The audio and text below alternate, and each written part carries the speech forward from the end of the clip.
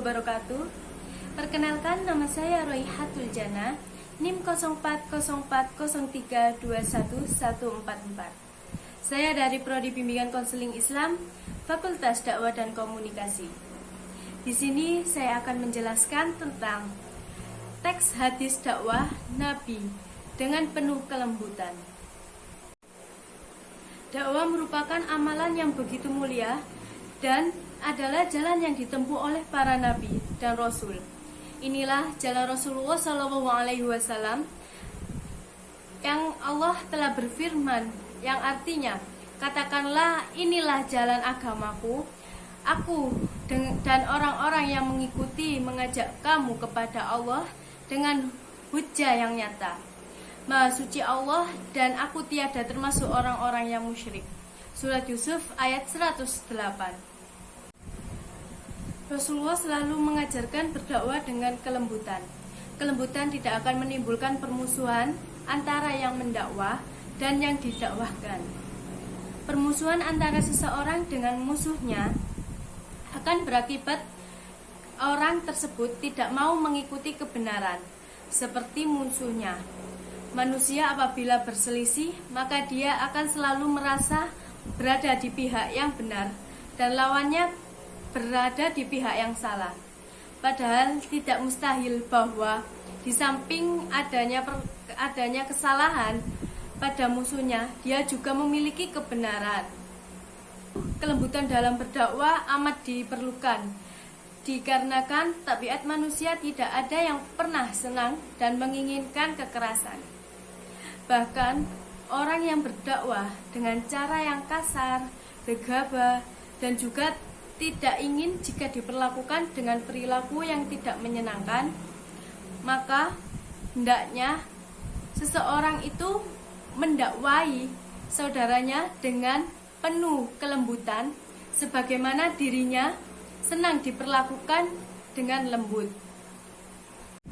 Rasulullah SAW bersabda dalam sebuah hadis, yaitu A'udzu billahi minasyaitonir rajim. Bismillahirrahmanirrahim.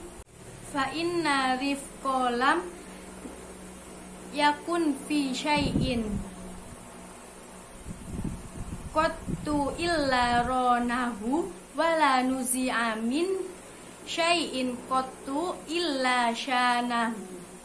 Yang artinya, sesungguhnya lemah lembut tidaklah ada pada sesuatu kecuali akan menghiasinya, dan tidaklah dicabut dari sesuatu kecuali akan memperkeruhnya. Hadis Abu Dawud. Hadis ini menjelaskan bahwa kelembutan akan menjadi penghias bagi sesuatu, sedangkan hilangnya kelembutan membuat suatu perkara menjadi tidak indah. Di antara perkara yang membutuhkan kelembutan adalah dakwah.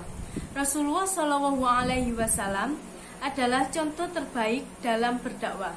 Beliaulah manusia yang memiliki kelembutan kepada setiap orang yang didakwainya. Hari ini banyak di antaranya manusia yang menolak dakwah Islam. Salah satunya sebabnya adalah hilangnya kelembutan dalam dakwah tersebut. Di dalam berdakwah, sikap lemah lembut sangatlah dibutuhkan. Dakwah akan tepat sasaran jika dilakukan dengan lemah lembut, tidak dengan paksaan, bahkan kekerasan. Rasulullah SAW sebagai sauri tauladan bagi kita telah mencontohkan dengan perilaku lemah lembutnya ketika suatu hari Rasulullah beserta para nabi berada di masjid. Tiba-tiba datang suku Badui mengencingi salah satu bagian masjid. Namun Rasulullah SAW sama sekali tidak marah terhadap orang tersebut. Berbeda dengan para sahabat yang langsung marah, bahkan sebagian ada yang ingin menarik dan menghajarnya. Rasulullah SAW melarang para sahabatnya untuk berlaku kasar terhadap orang tersebut, dan Rasulullah pun membiarkannya menuntaskan hajatnya. Setelah selesai dipanggillah orang Badui tersebut, Rasulullah SAW berkata dengan lemah lembut kepadanya, "Ini adalah masjid, bukan tempat kencing dan buang kotoran. Sesungguhnya tempat ini untuk zikirullah, dan untuk membaca Al-Quran. Beliau kemudian menyuruh sahabatnya untuk membersihkan tempat yang telah dikencingi oleh orang Badui tersebut.